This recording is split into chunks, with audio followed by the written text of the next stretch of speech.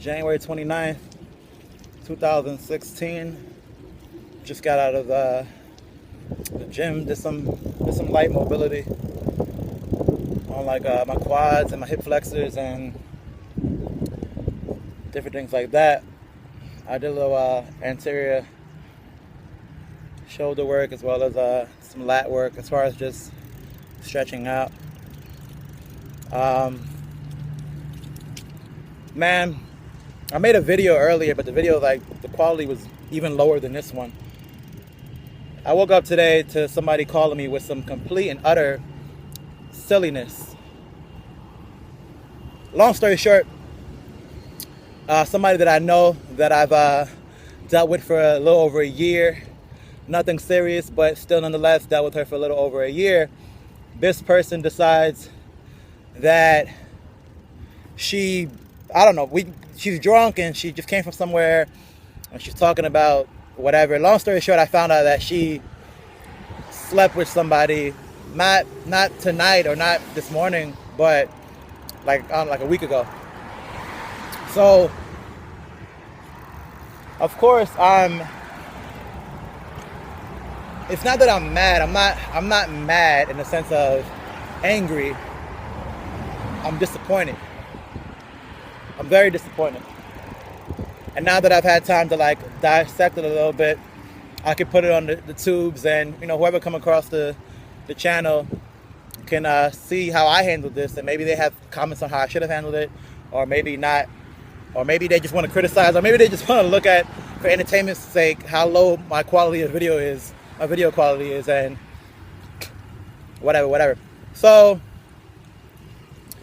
I'm not mad. I'm disappointed. At the time I was mad, but I'm more disappointed because, when you're dealing with somebody, whether you're serious or not, whether you're together or not, it's very, like, a lot of girls think that we don't have any emotion when we have sex.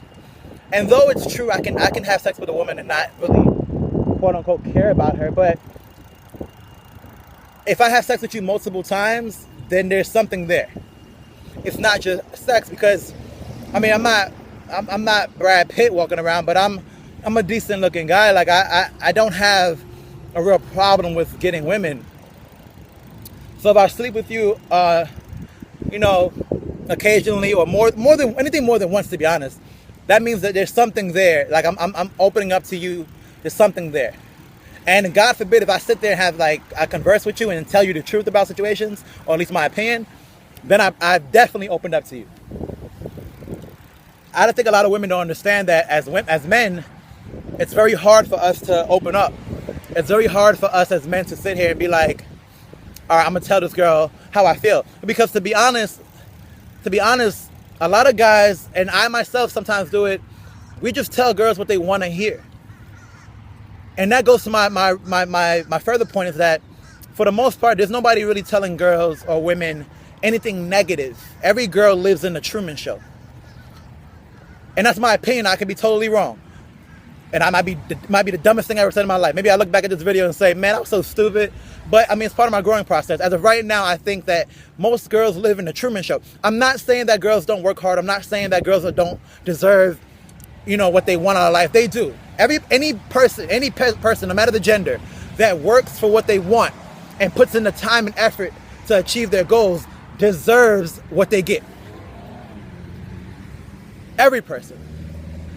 But a lot of girls that I've come across, they'll do something, there'll be a reaction to what they do, and all the woman sees is the reaction. They don't see the cause of what happened. They don't see the trickle-down effect. All they see is, my credit card is I'm $2,000, I'm $3,000, I'm $10,000 in debt, in credit debt. They don't see the bad spending habits. They just see the debt. They don't see, I'm 40 pounds overweight. They don't see the nights of partying, not exercising, eating pizza every night, eating ice cream while watching Orange is the New Black. They don't see that. They only see I'm overweight and guys should accept me for who I am. So whenever they go through a problem where it's like men are acting, let's say men are only wanting sex from them, they don't see the other side of it. All they see is, men only want sex. They don't see that, no, men probably genuinely like you at first. Y'all have sex and they find out that you don't offer anything but sex. But the reason why they dealt with it for so long was because they were trying to see how the sex was. Because maybe the sex could save your relationship.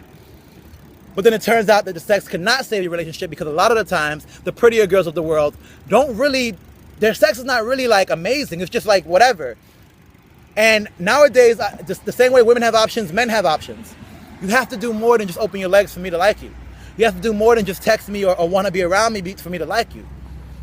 And I'm not saying that I'm some type of king. What I'm saying is any man, every woman, every person that's walking the face of the earth deserves to have somebody at least offer what they offer. You cannot be a nickel looking for a dime, and you cannot want and think you're going to attract what you yourself are not displaying on a daily basis. So I was disappointed in myself that I let myself get to the point where I cared or would get mad. Like, why am I mad about somebody that I'm not seeing? I chose to not see her like in that light. We made a mutual agreement to not be together. Why am I mad? Well, I'm mad because she was implying that I was the only person in her life the whole time, and then getting mad at me because she thought that I was doing stuff and I wasn't. And I mean, it's a learning lesson, man. Like, as you grow up, me being 29, almost 30 years old, you know, I've lived in a suburb most of my life since I was 14 years old.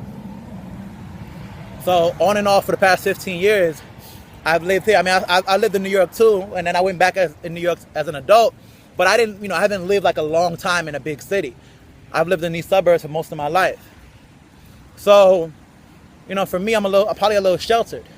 And though I'm seeking education and seeking knowledge now, I still have a lot to learn. And maybe part of being a better man in this dating world, maybe that has nothing to do with the ability to attract. Even though I think that's going to be a staple. Like, you need to know how to attract. But I think it has more to do with self-development. Because if I work on myself enough and I can be that guy that I know I can be and aspire to be the best guy I can be and bring value to every situation, what happens is that becomes attractive. As opposed to trying to attract a certain demographic, let me just be the best me I can be, that will become attractive to many demographics. And getting mad about a woman that I'm not seeing sleeping with another guy is not an example of the type of guy that I want to be. At all. I don't want to be the guy that's screaming at on the phone. I don't want to be the guy that's not texting back, that's blocking numbers. I don't want to be the guy that you look at and say, man, he handled that situation the wrong way. I think as men, a lot of the times we don't deal well with emotion, not because we don't have emotions, because it was taught to us to not show. When you're young, and let's say you have a little sister, she falls on the ground, everybody's like, oh, you okay? I hope everything's okay. Princess, are you okay? Whatever. But as a man, when you fall on the ground as a little boy, they say, get up, man up, don't cry. And there's nothing wrong with that. As a man, we need to, sometimes hide our emotions. But sometimes as a man, we think that if it's unmanly for me to say I don't know what's going on. It'll be unmanly for me to say I don't know the answers. But I'm here to say, and a little bit of this is rambling, to be honest, but I'm here to say to the channel, to the YouTube, to whoever's out there listening, I don't know the answers at all. But I do know the questions, and I'm going to do my best to try to find the answers and try to continue to put myself in situations where I can look back in 5 years, look back in 10 years, even sooner, 2 years, 1 year, 2 weeks, whatever. And I can say, man, I've changed a lot in a positive way. And not only have I changed, but I've inspired others to change as well. I've inspired others to seek the answers. You don't have to wake up and just deal with what, quote unquote, life throws at you. You don't have to be in a relationship that you don't like. You don't have to wear shoes you don't want to wear. You don't have to drive a car you don't want to drive. You can change anything you want. My mom and dad used to tell me this all the time when I was younger, and I never listened. You can be whatever you want to be. You can be the president of the United States. You can make your own company. You can make it to the NBA. You can find a great husband or wife. You can raise your children to be the best children they can, the best individuals they can be. You can be whatever you want to be. The question is not can you do it? The question is, are you going to take the time and put in the effort necessary to find the answers? A lot of the times we make things bigger than they are. Like right now, I have several problems going on in my life. But if I knew the right people and I worked enough in the right direction, don't just work to work. You know, don't go to McDonald's if you work at a McDonald's, and no offense to anybody working at McDonald's, there's nothing wrong with that. But don't work at McDonald's or a medium wage type of job. Put in 60 hours a week and do nothing to get better as a person. Do nothing as far as education, as far as trying to move up the chain, trying to network. Don't do that and think that automatically you're just going to get more money and you're going to become a CEO of some company. I'm sorry to break it to you. You will not be the CEO of McDonald's if you just started working there. I'm sorry to break it to you. You can't save McDonald's checks to get a Lamborghini. And I'm not saying we're all going to get Lamborghinis, but what I'm saying is you can't save McDonald's checks to get a Lamborghini lifestyle. You know what I'm saying? I think that's where a lot of guys have it confused. They have this thing where, oh, I'm putting in work, quote unquote. And they think that they're going to save minimum wage checks or a little bit above minimum wage to become, you know, somebody that lives this great lifestyle. There's no price on this lifestyle. There's no price on being the best version of yourself. You don't have to be a millionaire. You don't have to be somebody making six figures. You don't. Money's relative to your lifestyle. Maybe $40,000 a year is enough for you to live a great life, and maybe it is. Maybe $20,000 is. I don't know. Money's relative. But what I will say is you need to create and bring value to every situation you're in, even your minimum wage job. Now, I'm not saying don't put in 60 hours of work and think that you're going to become a millionaire. You need to do other things that have nothing to do with work. From networking to education, to reading, to going to social events, to consistently and actively bringing value to every situation you're in and seeking answers to questions you might even know. To questions you might not even know. Because in this world, there's what you know, what you don't know, but the most lethal of the three is what you don't know. And the only way to find out what you don't know is to seek the answers. And that's the purpose of this channel. To help you seek the answers, to help me seek the answers. Whether it's through a troll saying something bad about me or whether it's through whatever, like I'm just trying to become the best version of myself and I need to be held accountable. And I'm hoping that y'all out there hold me accountable. From me being on this bike to riding to work to whatever I might be in the future. I'm just trying to be the best version of myself, and hopefully that can inspire others to do the same. You know, I said before, this channel is not about lifting weights. It's not about dressing nice. It's not about making money. It's not about ranting. It's not about dating. It's about life. Rich elite is about life. It's about being rich and elite. And to become an elite, you have to learn how to deal with different situations. You have to have experience. The best students are the ones that learn from everybody else's mistakes, not the ones that go through mistakes themselves. I don't need to touch that fire to know it's hot. It's fire. I've heard the stories.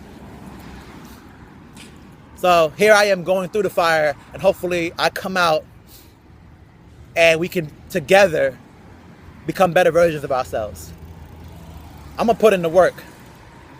Right now I have no idea what I'm doing. I'm just putting out videos. I don't even know how to market the videos. I don't know if they get likes, they don't get likes. I don't know what's going on. But what I do know is that we're going to figure it out. And we're going to look back at this and say, man, back in 2016, that was something special. That was definitely something special. So, as always, it's Rich. We're Rich Elite. And, man, I'm just out here trying to figure it out, man. I'm just trying to figure it out. All right, I'll catch y'all, man.